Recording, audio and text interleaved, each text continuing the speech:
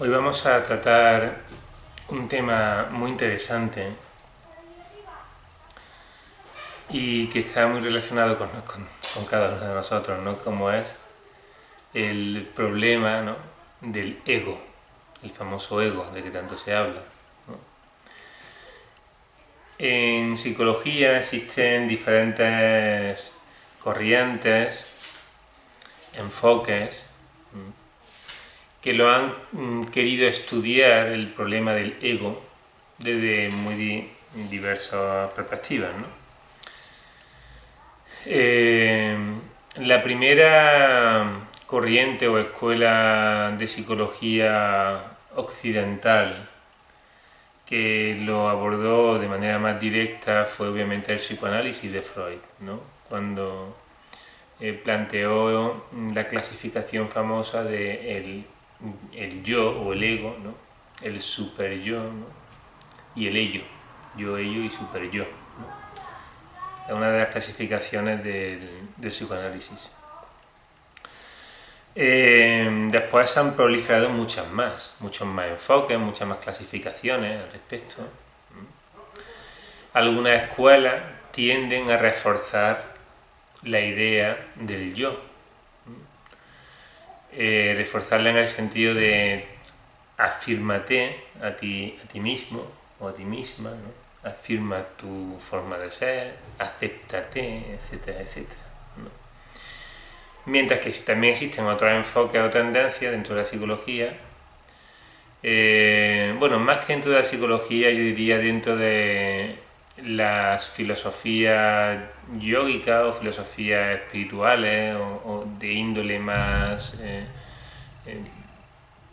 religioso, que lo que buscan es la supresión o la aniquilación del yo. En el budismo se llama la aniquilación budista, por ejemplo, ¿no? Y en otros, en el cristianismo se hablaba de aquello de la negación de sí mismo, ¿no? Niégate a ti mismo, coge tu cruz y sígueme, ¿no? Esa negación de sí mismo, ¿no? En realidad está hablando de la negación del yo, ¿no? Vamos un poquito a intentar vislumbrar por qué, ¿no? ¿Qué es lo que pasa con el ego, ¿no? ¿Y qué es el ego o qué es el yo?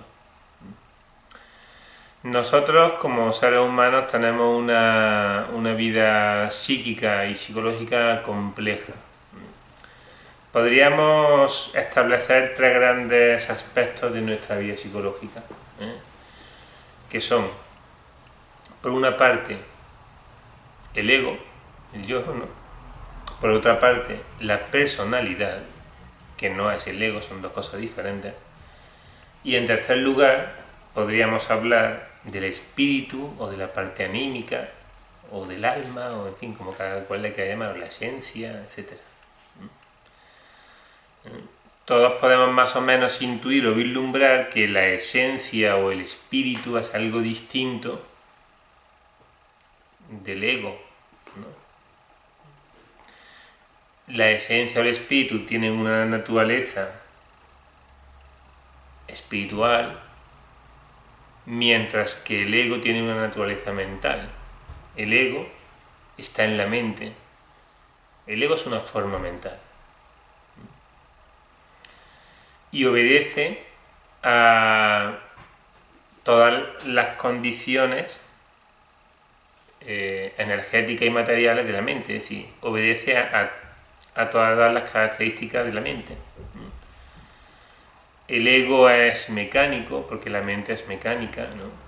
Eso está muy estudiado por el conductismo de Skinner, por ejemplo, ¿no?, y de todas las corrientes conductuales, ¿no? Todos sabemos que tenemos un sistema instintivo y una mecánica mental que hace que reproduzcamos, que toda nuestra vida la reduzcamos a hábitos y costumbres.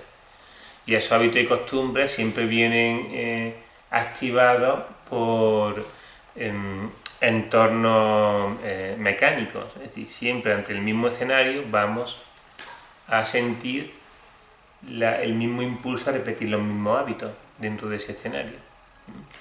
¿Por qué nos gustan las vacaciones? porque salimos de todos los escenarios cotidianos.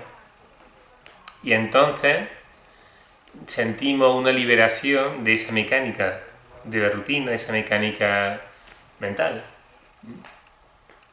Salimos, vamos a las montañas, vamos a otro país bueno, a escenarios que no tienen nada que ver con nuestro día a día, ¿no? Y entonces esa novedad, el hecho de encontrarnos con escenarios en los que no hemos desarrollado costumbres, hábitos o reacciones mecánicas, hacen que nos sintamos libres, descansados, etc. ¿Qué es lo que ocurre cuando las vacaciones se prolongan mucho? Que ya empezamos a desarrollar hábitos y llega un momento hasta que incluso tenemos ganas de volver a nuestros hábitos más antiguos, ¿no? o más programados, más asentados, ¿entendemos? Bien, el ego siempre es mecánico, pero además el ego tiene otra característica y es que es múltiple y plural. Y no tenemos una identidad unitotal, equilibrada y absoluta, sino que tenemos más bien diferentes aspectos egoicos en los que vamos desplegando nuestra vida y a veces de manera conflictiva. Nuestra mente está fraccionada y está fraccionada en programitas que son nuestros distintos egos o aspectos egoicos. Por eso, en ocasiones, nos encontramos en tesituras de contradicciones íntimas, ¿no? Hay veces que nos debatimos entre dos cosas, entre dos egos enfrentados, ¿no? Un ejemplo muy típico, el hombre, ¿no? Que se enamora de una nueva mujer y entonces se ve ahí debatido entre el nuevo amor, la nueva pasión o la fidelidad a la mujer de toda la vida, por poner un ejemplo, ¿no? Como podemos poner 80.000 más, ¿no? Entonces ahí hay una contradicción profunda porque una parte de él, o sea, un aspecto egoico de él quiere satisfacer la pasión, pero otro aspecto egoico de él se atiene a principios morales o a conceptos morales, etcétera. ¿Entendemos o no? El ego es, por lo tanto, de naturaleza mental y en realidad cada ego, cada aspecto egoico que tenemos es una modulación y una forma mental distinta que tiene su propia manera de pensar, sentir y actuar. Ya hablábamos la semana pasada de los tres cerebros. Como la semana pasada o esta misma semana, fue el martes, ¿no? Fue el martes. Como cada ego, ¿no? Cada aspecto egoico va manifestándose en la emoción, en el intelecto y en el cuerpo de una manera muy concreta y muy definida. Aquellos rasgos psicológicos o egoicos que tenemos más reforzados, que tenemos más acusados en nuestra mente, consiguen imprimir incluso en nuestro semblante sus propias marcas. Eso los fisonomistas lo tienen muy estudiado.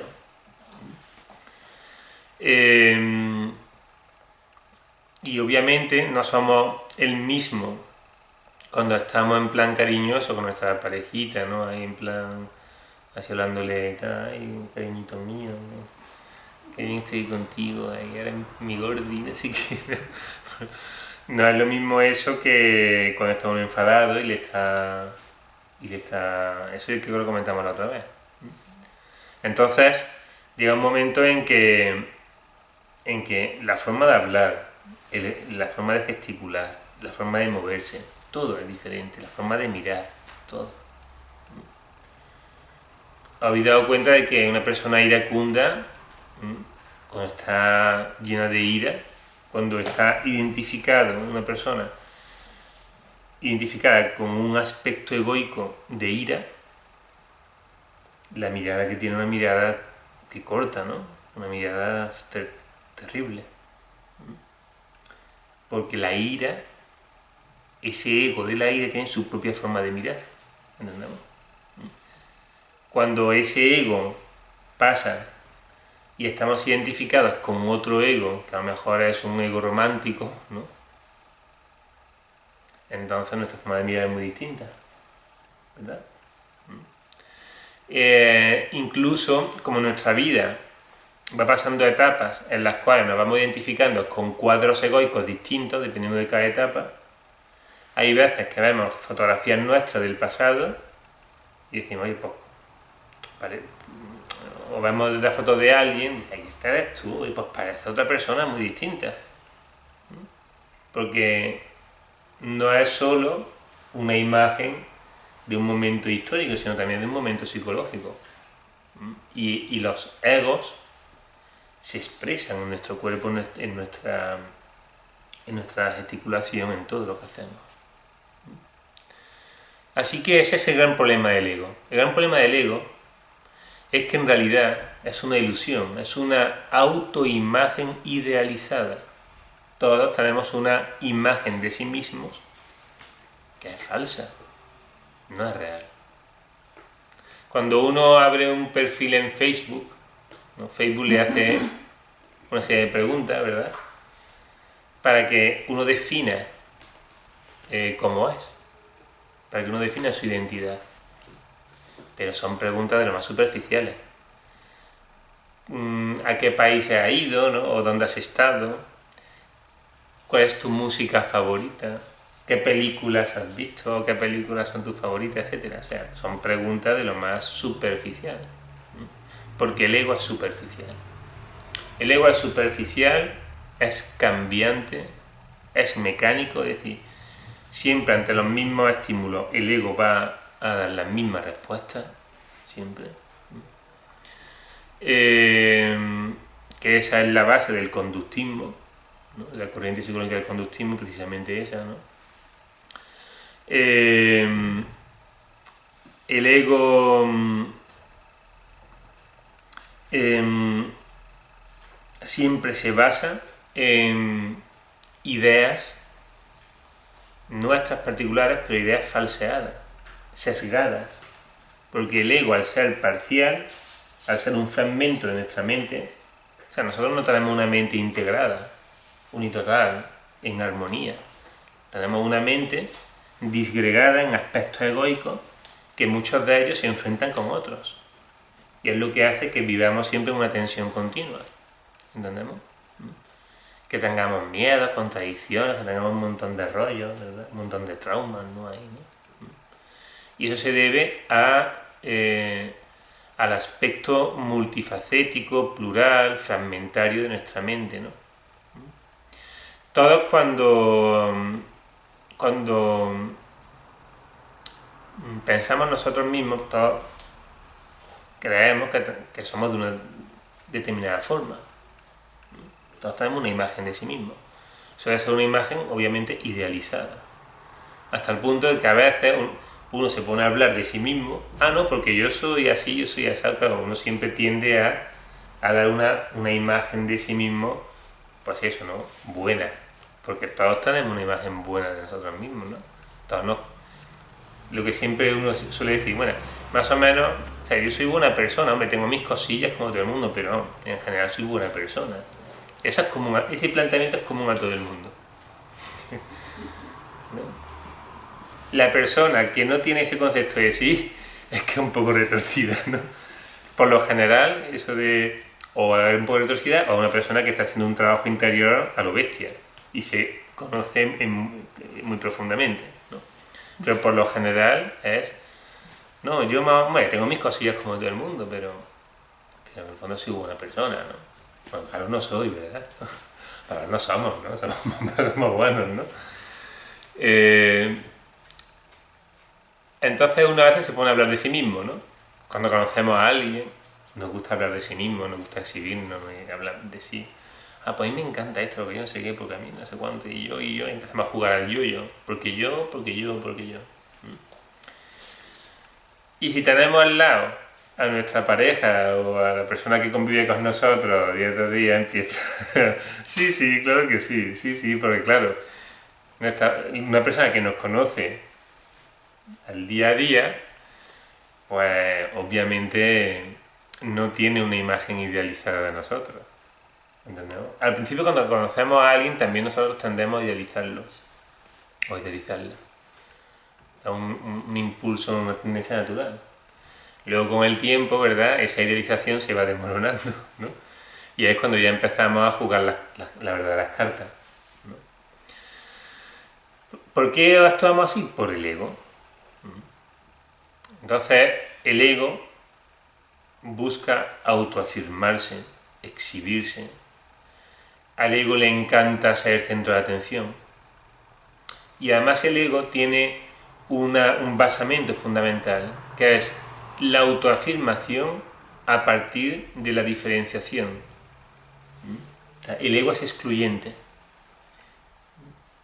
Por eso cuando una persona va a una fiesta con un vestido o con un traje que él cree que voy a ir con un traje, un diseño estupendo, y luego llega y ve a otro o a otra con el mismo vestido, con el mismo traje, imaginaos, ¿no? El ego ahí, eso para el ego es un insulto tremendo. Y eso puede llegar incluso a convertirse en un buen enfado, con un buen disgusto. Y lo que podía ser una fiesta maravillosa, ya viendo a la otra persona con el mismo vestido, con el mismo traje, dando vueltas por allí, pues lo pasa fatal, ¿entendemos? Así es el ego de ridículo. Sin embargo, el ser, o el espíritu, o la esencia, como se le quiera llamar, es diferente. Porque la esencia o el espíritu lo que busca es integración, mientras que el ego lo que busca es exclusión. El ego busca división, porque el ego, la única manera que tiene para reafirmarse es ser diferente a los demás. Porque el ego lo que busca es, yo quiero ser diferente, porque así yo soy el único, soy especial. ¿Entendemos? Por eso el ego tiene un problema de fondo, y es que el ego nunca nos va a permitir sentirnos en armonía con el mundo, ni con la sociedad, ni con nada, ¿no? Porque uno siempre va a buscar ser diferente, ¿no? Mientras que el ser es todo lo contrario. El ser busca la integración, la unidad. Y lo que busca el ser es pulir todas las diferencias. En un sentido político, pues tenemos el ejemplo de Gandhi. Gandhi buscaba la integración, ¿verdad? Y para Gandhi no había problema entre los pakistaníes, los indios, los musulmanes, los hindúes. En el momento en que Gandhi ya no está, pues viene la decisión de Pakistán con la India, porque incluso discípulos de Gandhi ya empiezan a desvariar ahí y a ver diferencias o a reafirmar la diferencia entre el pueblo hindú, el pueblo pakistaní, etcétera, etcétera, ¿no? Y al final ahí pues viene la división, ¿no? ¿Entendemos? Y la división obviamente debilita, ¿no? ¿Acordáis aquello de divide y vencerá? ¿No? Y esa es una de las grandes debilidades del ego. Además el ego no quiere cambiar. Jamás.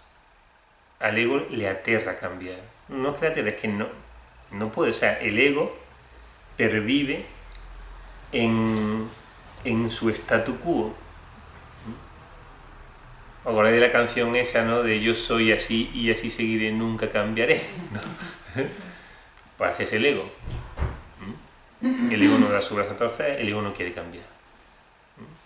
Por eso se da aquello de que más vale lo malo conocido que lo bueno por conocer. Algo absurdo, ¿no? Porque si la misma premisa lo está diciendo que lo que está por conocer es más bueno, pues obviamente mejor será lo bueno por conocer que lo malo conocido. Sin embargo, como el ego es así de torpe, de simple y de mecánico, el ego no quiere cambiar. Y cuando uno está muy identificado con su propio ego, aunque se lo estén diciendo, deberías cambiar eso. Ya verás, te va a estar... El problema es que te das de bruces y tú no cambias. No porque entonces el ego siempre está justificándose.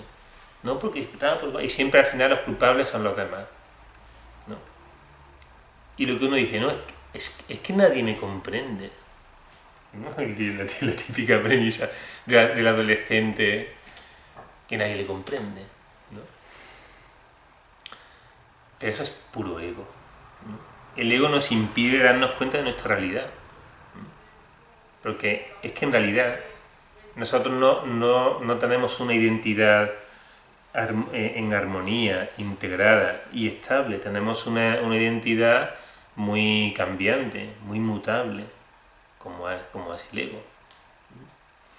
Uno puede decir, yo me considero una persona muy trabajadora.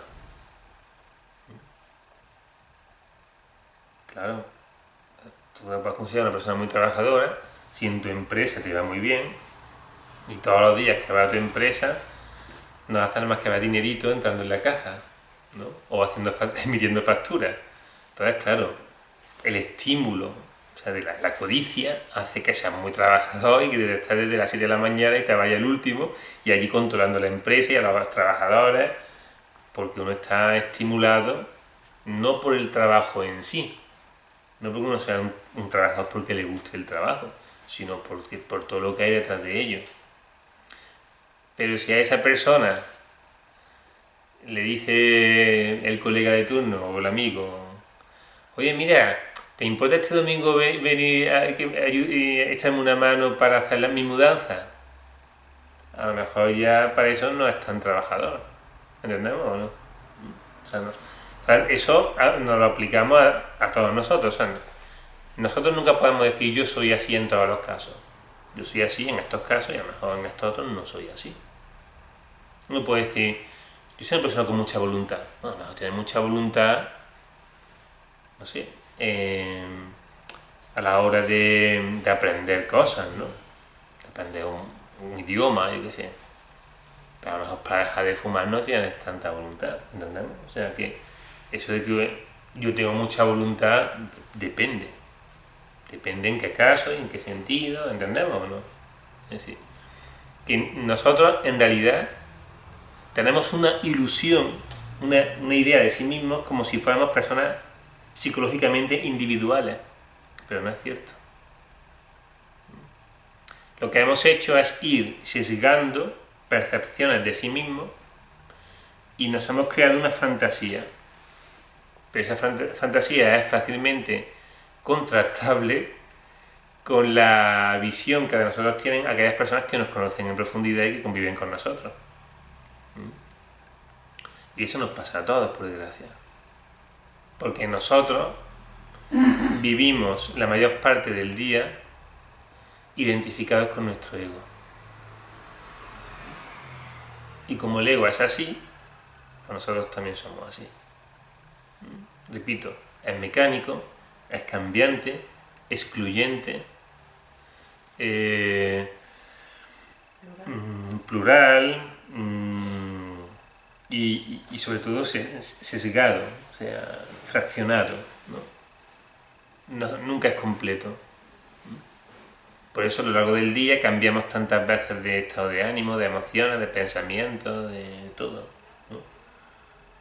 En un momento decimos, pues voy a hacer esto y tal, igual, y a lo mejor a las 2 horas ya está uno pensando en hacer otra cosa totalmente diferente. ¿Entendemos? Y sobre todo superficial. El ego es maya, es ilusión.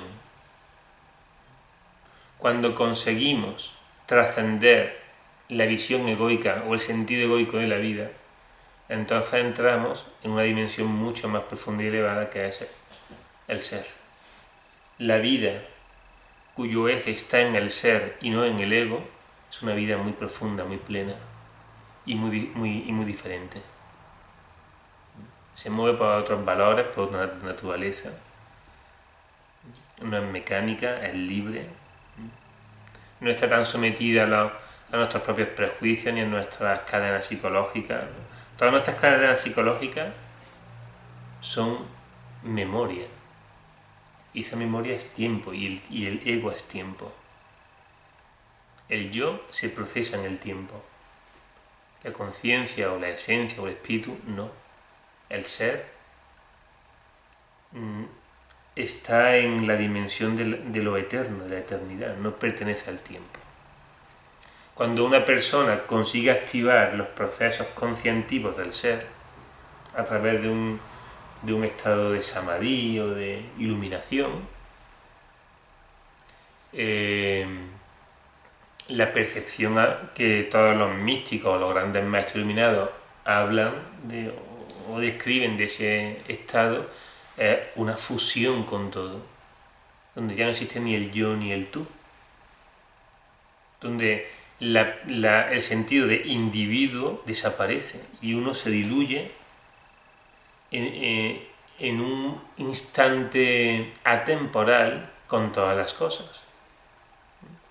Cuando hablemos del samadhi o del vacío iluminador, profundizaremos más en esto. ¿Vale? Pero bueno, nos ha quedado un poquito claro eso, ¿no? El ego es un obstáculo para el desarrollo del ser, ¿no? Y lo que es Ananda, la felicidad, ¿no? La bodhicitta, ¿no? De los budistas, ¿no?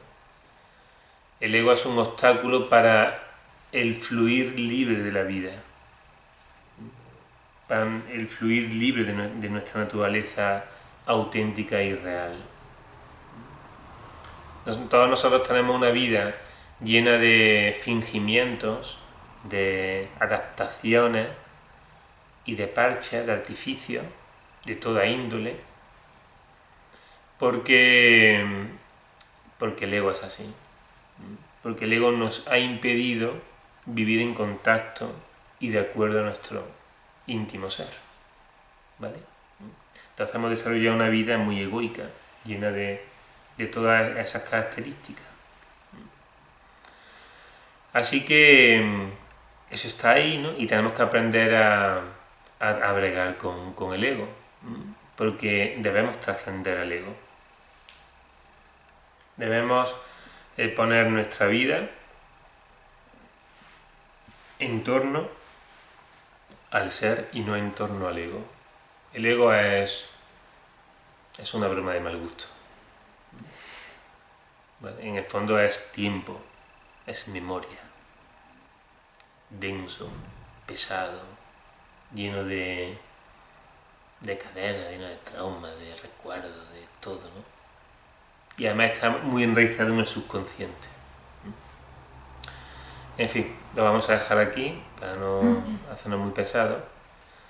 Y otro día hablaremos de la personalidad, porque también hemos dicho que teníamos otra parte que es la personalidad. Y la personalidad no es el ego, son dos cosas distintas. La personalidad es muy interesante, ¿no? Cómo se desarrolla en nosotros, cómo se forma, cuáles son los factores que la definen, ¿no? Pero la veremos en otro día, ¿vale? Para que nos dé tiempo a hacer una práctica más o menos interesante, ¿vale? ¿Alguna duda o algún comentario que queráis hacer? Yo voy a hacerte una pregunta así Sí. breve. Entonces, en esta estructura simple que tú has descrito estaría el yo, la personalidad y el ser, ¿son esas tres partes? Sí, es, digamos, un enfoque así en general, muy esquemático. Luego, hombre, hay muchas más partes, subdivisiones, ¿no? Sí, Hay muchos matices, ¿no? Pero planteando un estudio así más básico, ¿no? De lo que sería la estructura psicológica del ser humano, hablaríamos de esas tres grandes partes, ¿no? El ego, el ser y la personalidad.